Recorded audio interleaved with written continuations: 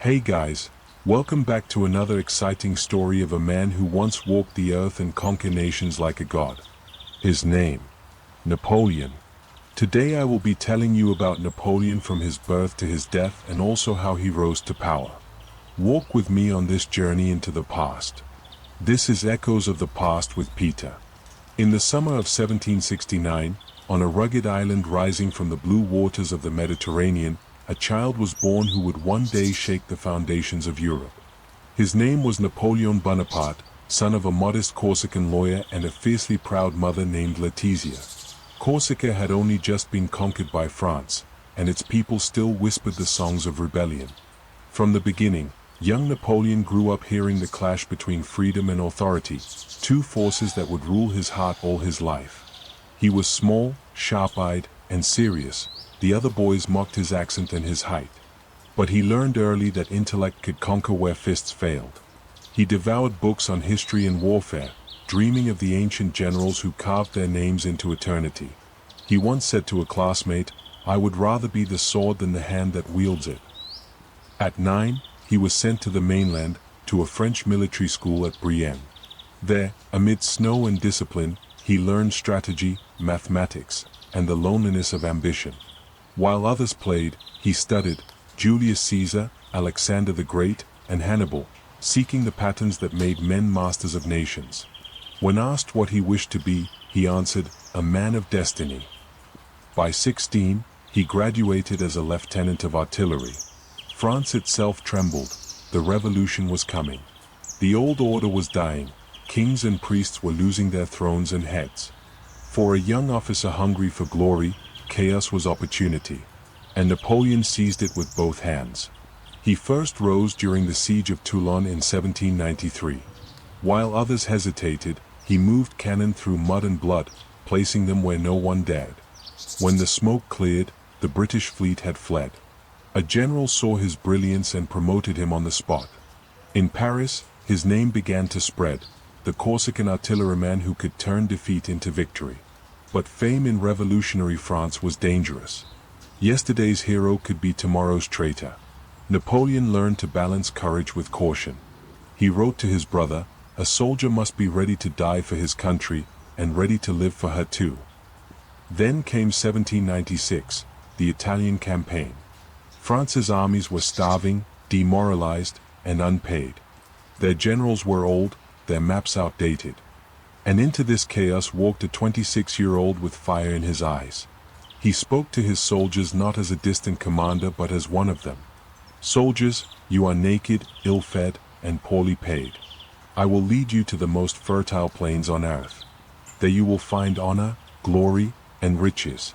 Soldiers, you are hungry, I will feed you on victory." The men roared. In 2 months, Napoleon transformed a ragged army into a storm. He crossed the Alps, crushed the Austrians, and liberated Italy in a blaze of impossible maneuvers. His soldiers began calling him the Little Corporal, a title of affection and awe. At Lodi, he charged across a bridge under a hail of fire, seizing the enemy cannon himself. Afterward he said quietly, "In that moment, I felt that I was a man destined for greatness." Europe took notice, and trembled. In 1798 he turned toward Egypt, chasing both the glory of Alexander and a path to India. He brought with him not only soldiers but scientists, engineers, and artists. He wanted to conquer not just lands but knowledge itself. On the desert sands he declared, "Soldiers, from the heights of these pyramids, 40 centuries look down upon you." Though the campaign ended in stalemate, his legend grew. While others saw defeat, he saw destiny. He returned to France a hero, stepping off the ship like a man who had seen the ancient world and returned with its secrets. France was collapsing again. Corruption, bankruptcy, endless wars. The people were tired, the politicians weak. In 1799, Napoleon decided that only he could save the Republic. He staged a coup, swift, silent, precise, and the Directory fell without a fight. The next morning, Paris awoke under a new order, the Consulate. And Napoleon was first consul of France. He worked like a man possessed. He reformed schools, laws, and taxes, built roads and canals, negotiated peace with enemies abroad and the church at home. France became strong again, disciplined again, a reflection of its new leader. He said, "The truest wisdom is a resolute determination." But peace could never hold for long. The monarchs of Europe feared him, and with reason. By 1804, France had become an empire in all but name. So, on a cold December morning in Notre Dame Cathedral, before popes, princes, and generals, Napoleon crowned himself Emperor of the French. He lifted the golden wreath with his own hands and placed it on his head. He would owe his crown to no man. He turned to his people and said, "I found the crown of France lying in the gutter. I picked it up with my sword." The world gasped and bowed. The child from Corsica had become the master of Europe. Then began the great wars, Austerlitz, Jena, Wagram, names that still echo like thunder. At Austerlitz, he faced the combined might of Russia and Austria. The morning mist rose over the battlefield as he whispered to his generals, "We will finish this war before the sun sets." By nightfall, the enemy lay shattered, and the sun dipped over the greatest triumph of his career. He told his men, "Soldiers, I am pleased with you. You have justified all that I expected of French courage." For nearly a decade, no one could stop him. He redrew borders, crowned kings, and spread the Napoleonic code across Europe. He declared, "A revolutionary army can be destroyed but never intimidated." Yet even as his empire expanded, shadows lengthened. Power feeds ambition, and ambition devours peace. The continent bled. Britain plotted. And in 1812, against all warnings, Napoleon turned toward the one empire left unconquered, Russia. He gathered over 500,000 men, the largest army the world had ever seen, and marched eastward into the snow.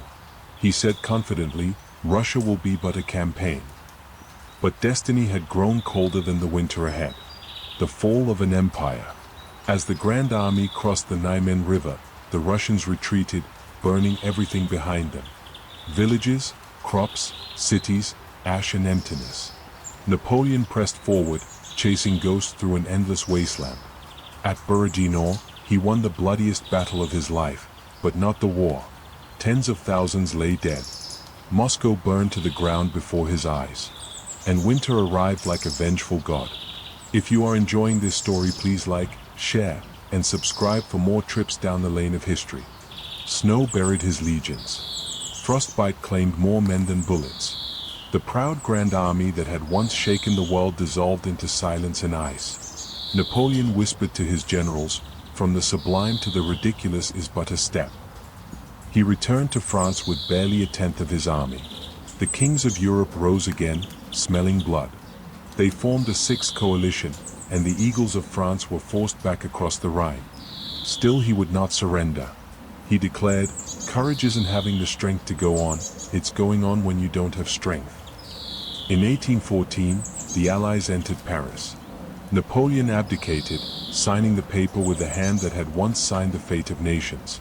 He said quietly, "I am not afraid to die, I am afraid of being forgotten." They sent him to Elba, a tiny island off Italy. He spent his days walking the cliffs, watching ships pass on the horizon, dreaming of return. He told his guard, "A soldier will fight long and hard for a bit of colored ribbon." He knew his soldiers still loved him. And so, one night in 1815, he escaped. He landed on the southern coast of France with a few hundred loyal men. As he marched north, the royal army came to arrest him.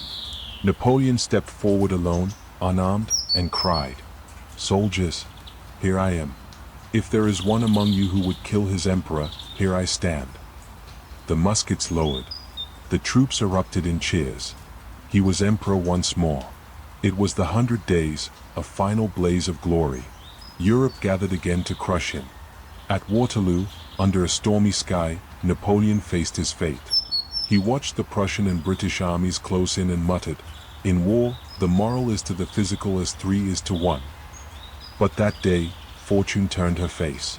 The rain slowed his guns, his generals hesitated, destiny slipped through his fingers.